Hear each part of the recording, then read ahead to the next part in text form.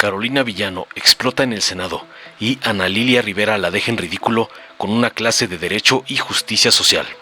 La narcosenadora Carolina Villano, del Narco-PRI, volvió a desbordar su furia contra Morena, lanzando falsas acusaciones de dictadura y pacto de impunidad, al afirmar que la reforma al juicio de amparo dizque viola la Constitución. Entre gritos y descalificaciones, la buchona acusó a la mayoría morenista de supuestamente obedecer órdenes y de ser una bola de delincuentes que manipulan la ley por miedo a perder el poder. Tras oír las barrabasadas de la buchona de Alito, con firmeza y elegancia, la senadora Ana Lilia Rivera de Morena le respondió desde tribuna con una verdadera cátedra jurídica. Rivera explicó que la reforma fortalece el juicio de amparo, moderniza la justicia social y evita que unos cuantos sigan usando ese recurso como escudo de impunidad fiscal.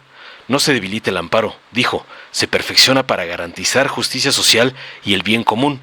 Su intervención cerró entre aplausos, dejando en claro que Morena defiende al pueblo, no a los privilegios de la narcooposición y sus amos. Veamos enseguida cómo la buchona del Z1 Moreira es ridiculizada por la cátedra de la senadora Rivera por atacar la ley de amparo de la presidenta, como le mandan sus narcoamos, el evasor Salinas Pliego y el junior tóxico Claudio X.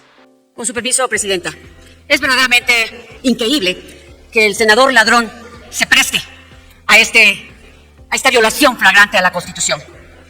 La legitimidad del poder nace de su sometimiento a la ley y a la tutela de las instituciones. Sin esos límites, el poder se degrada en mandato arbitrario. Norberto Bobbio.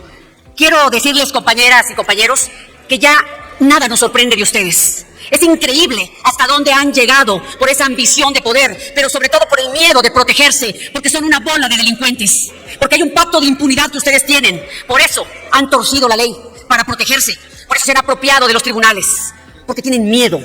Ese miedo que tienen todos los dictadores y que cada día son devorados por el poder. Eso es lo que está pasando con ustedes. Esto que usted propone, senador ladrón, tiene violación expresa del artículo 14 constitucional. La Constitución establece claramente, a ninguna ley se dará efecto retroactivo en perjuicio de persona alguna. Nada más falta que digan que esto es en beneficio del pueblo. Pretender que los juicios en trámite se resuelven con base en la nueva ley es una contradicción directa a nuestra Carta Magna. Aquí, ustedes juraron cumplir y hacer cumplir la Constitución de los Estados Unidos mexicanos. Y hoy lo que han hecho es violarla cada que ustedes quieren. Ese es el abuso que tienen, por eso no les gusta el amparo. Yo quisiera decirle a mi compañera Alejandra Barrales, que estuvo ahí, sentada todos los días en las audiencias públicas, si en alguno de esos días alguien habló de este tema, alguno de los que vinieron con la confianza de que los escucháramos, fue este un tema de debate.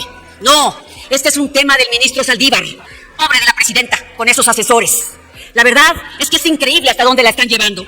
Los ciudadanos tienen derecho a que su caso se resuelva con las reglas vigentes al momento de presentarlo. Cambiar las condiciones a mitad del partido rompe la confianza en el sistema. El simple hecho de haber admitido un amparo ya genera derechos procesales bajo la ley vigente.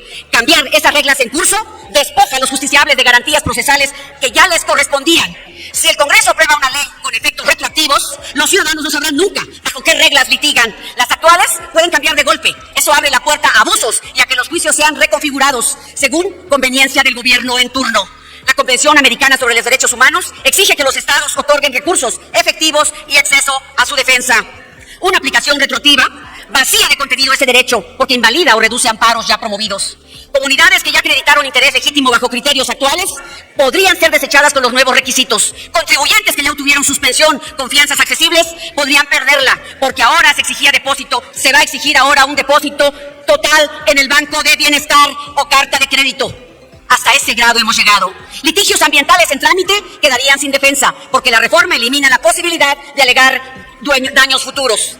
Por eso, hoy queremos decirles que ustedes serán responsables de esta degradación política que vive México. El artículo 1 constitucional y la reforma de 2011 obligan a ampliar derechos, no a recortarlos. Permítame, senador, disculpe. ¿Sí con qué objeto? Por favor, senador Óculo. Mi reloj, por favor. Para preguntarle a la oradora si me acepta una pregunta. ¿Acepta la pregunta, oradora? Sí, con mucho gusto, Presidenta. Acepta la pregunta. Gracias. Senadora Carolina Villano, el amparo es precisamente una herramienta para evitar la aplicación retroactiva de las leyes que lesionan derechos adquiridos. Si una nueva norma busca aplicarse a un caso o situación previa y causa prejuicio, procede el amparo por violación al artículo 14 constitucional. Mi pregunta es, ¿debería sugerírsele a esta mayoría que está muy apurada por reformar y toda vez que no le importan foros y quieren reformar en las piernas, sobre las piernas, temas tan fundamentales, de una vez que se quiten las máscaras y que también modifiquen el 14 constitucional, que lo eliminen y que no haya retroactividad en ningún caso para que instalen un sistema autoritario, que es lo que buscan finalmente? Tiene 2 minutos para responder, senadora. Muchas gracias, Presidenta. Senador Angulo, ni les dé ideas, porque ahora, con la sobrerepresentación que hicieron, con las curules que se robaron en la Cámara de Diputados, pueden hacerlo perfectamente como lo han hecho. Con los senadores de la coalición que de este Senado se llevaron con diversas e inconfesables artimañas propias de mafiosos, lo pueden hacer perfectamente bien. Así es que, sí, precisamente porque son traidores a la patria. Eso es lo que son. Pero ¿saben qué es lo que más gusto me da? Que sus nombres ya están registrados en los libros de historia y que sus nietos y sus hijos los van a leer. Eso es lo que más gusto me da. Que les van a decir claramente, papá, abuela, ¿por qué hiciste eso que hoy nos está afectando? Pero ustedes están votando porque obedecen. Ustedes están votando porque están pensando en su proyecto. ¿Qué quieren después de esto? No quieren salirse de hoy el privilegio que tienen de estar en el poder, donde se comprometieron a servir al pueblo, pero no están sirviendo al pueblo. Ustedes están recibiendo instrucciones de cómo votar, ni siquiera leer los dictámenes. Así es que, y créanme que es muy penoso escucharlos aquí en tribuna, se portan como unos farsantes, defendiendo el amparo cuando lo cercenan, cuando hoy han limitado. Aquí escuché a una senadora hablar de cómo combatió mediante el amparo el derecho a la libertad de decidir. Pues hoy no lo va a poder hacer, salvo que esté embarazada. Hoy no lo va a poder hacer, salvo que sea la afectada. No va a poder hacerlo por ninguna otra. Y mucho menos lo va a poder hacer un hombre. Eso es lo que tendría que saber esta gran defensora de las mujeres, que siempre habla del mismo tema. Eso es una farsante. Concluyó su tiempo para la respuesta. Ahora está solicitando el uso de la palabra la senadora Barrales. ¿Con qué objeto, senadora? Por alusiones, Presidenta. Yo también por alusiones.